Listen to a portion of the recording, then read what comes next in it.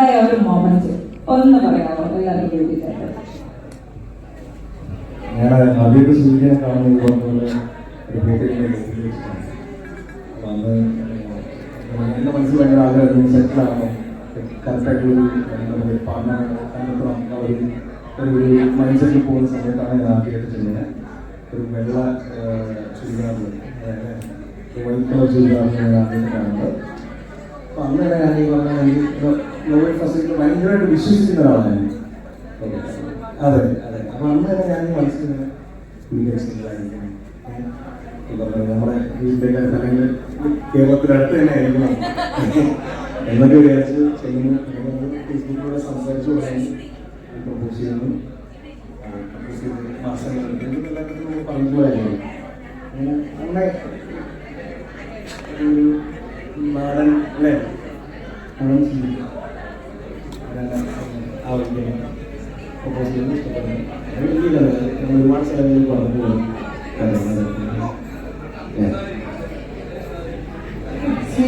എങ്ങനെയാണ് വരെ തിരഞ്ഞെടുത്തത് അങ്ങനെ ചോദിക്കാം, അതായിരിക്കും കുറച്ചുകൂടി പറ്റും അല്ലേ?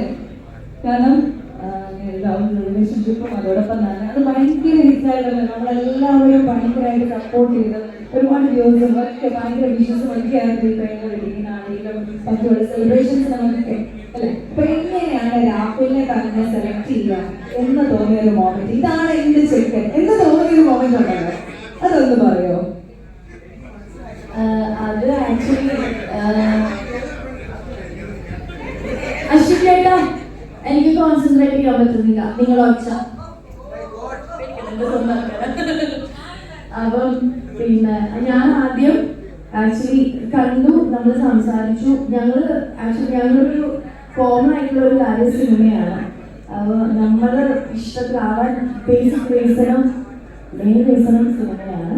പിന്നെ ഒരു പോയിന്റ് എനിക്ക് തോന്നി, എനിക്ക് എവിടെയെങ്കിലുമൊക്കെ പോയി കൊടുക്കുന്നതിനേക്കാൾ നല്ലത് ഇവിടെ വന്നിരിക്കുന്നതാണെന്ന് ദൈവം എനിക്ക് ഇങ്ങനെ ഒരു തന്നു, അതിൻ്റെ ഉള്ളൊരു തന്നു.